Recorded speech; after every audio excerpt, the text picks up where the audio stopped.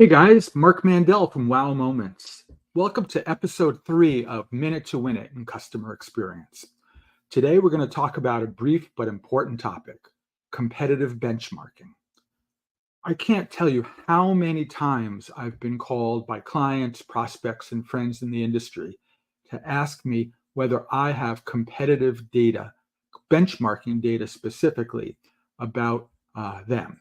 They wanted to know, hey, if I work in an insurance company, how do other insurance companies score against me?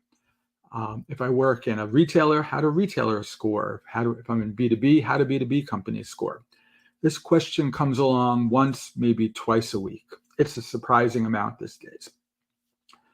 I thought I would talk about this idea of competitive benchmarking by sharing a quick story, and then let's talk about a solution.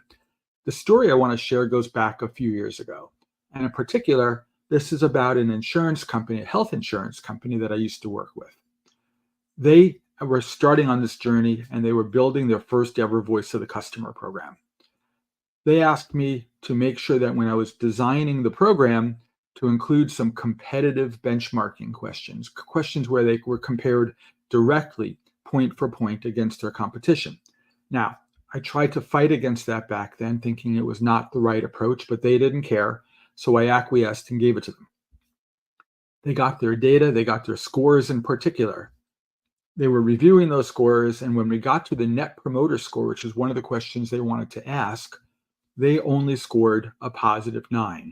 Now, you guys and I both know that a +9 is not so great, right? And when you think about -100 to +100, roughly half their customers would not recommend them for any reasons, it seemed. But even in light of how bad a +9 could be on your NPS score, the people, when I presented that finding to their leadership team, they were high-fiving each other at the table. They were excited to see why they were got a +9. I said, guys, a +9, half your customers not going to recommend you.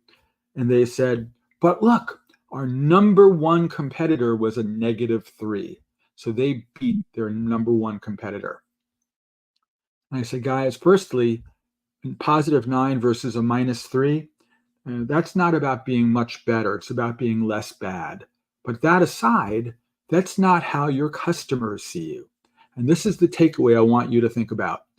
Their customers, I said, would not going to say, why is health insurance company brand A different than health insurance company brand B, different than health insurance company brand C.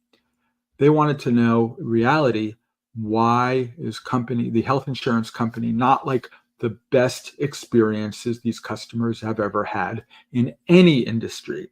Why is their health insurance company not like Apple? Why is their health insurance company not like Starbucks? Why is their health insurance company not like Disney? Those are the questions we should be striving to answer. Don't compare yourself against your peers only. Compare yourself against the best companies, the best brands in the world with customer experience. Then you'll be setting the bar in the correct place, and then you'll have something to talk about. Until then, guys, I believe just purely chasing scores and directly comparing against direct competitors, it's a significant waste of time, money, and effort. With that said, I'll see you again in a few days. Take care, guys. Thanks for the Minute to Win It.